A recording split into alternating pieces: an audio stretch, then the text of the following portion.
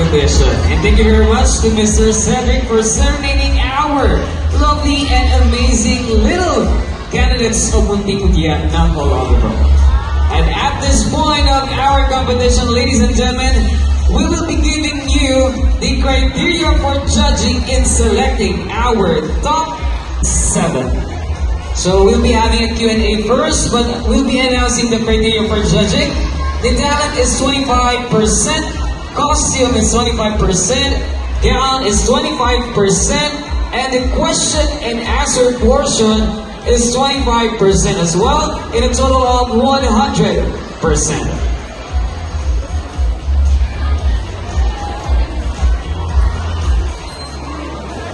And before we start the question and answer portion, ladies and gentlemen, would like to say thank you once again to our generous sponsors in making Munting Udya ng Olongapo 2024 very much successful. Public Affairs Office, the SM City Olongapo Central, the SMX Olongapo Convention Center, Subic Safari, Zip and Chow Olongapo, and Circle J General Stores. And special thanks to the City Disaster Risk Reduction Management Office and the City City Information Communication and Technology. Alright, and now we will call the candidates one by one on stage. But of course, this time, it's more than their beauty and charm.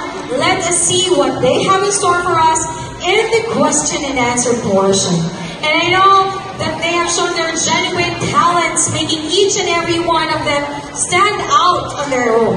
So let's move on to the very exciting portion, of course, of every content, the question and answer portion.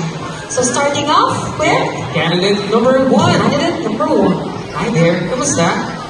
Okay lang po. Are you excited for the Q&A? Ako. Alright, since you are excited, I have a fishbowl here, and you will be selecting your judge to ask you a question. Ready? Pick your judge.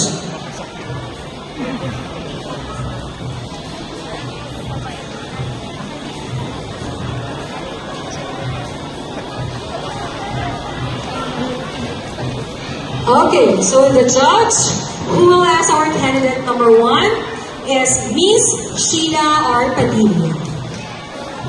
Alright. Miss Sheila Padilla.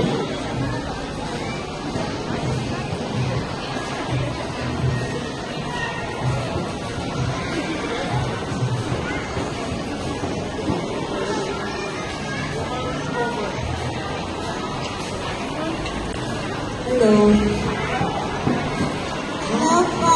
Good afternoon. Afternoon po. Ito yung question mo Reason for it. Dapat nagtitipid tayo ng tubig para hindi maubos. Paano makakatulong ang isang batang katulad mo para makatipid ng tubig? Okay, ulitin ko, Ingrid, right? Di ba dapat nagtitipid ang mga bata ng tubig? Opo. Okay. Sa iyong palagay o paano mo matutulungan, di ba, si mommy or si daddy sa bahay, paano mo matutulungan na hindi maaksaya yung water niyo sa bahay? Paano mo sila matutulungan?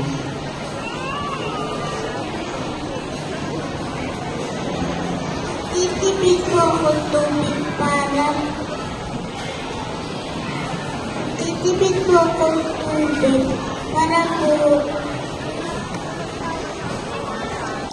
Wala po kami gasto.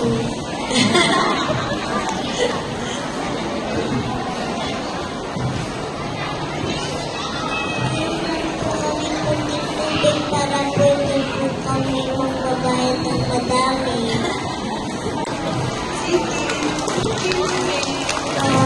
Thank you. Tama naman. Practically wise, no? Yeah. Galing ni baby girl. Alam niya. We should save water talaga to at least lessen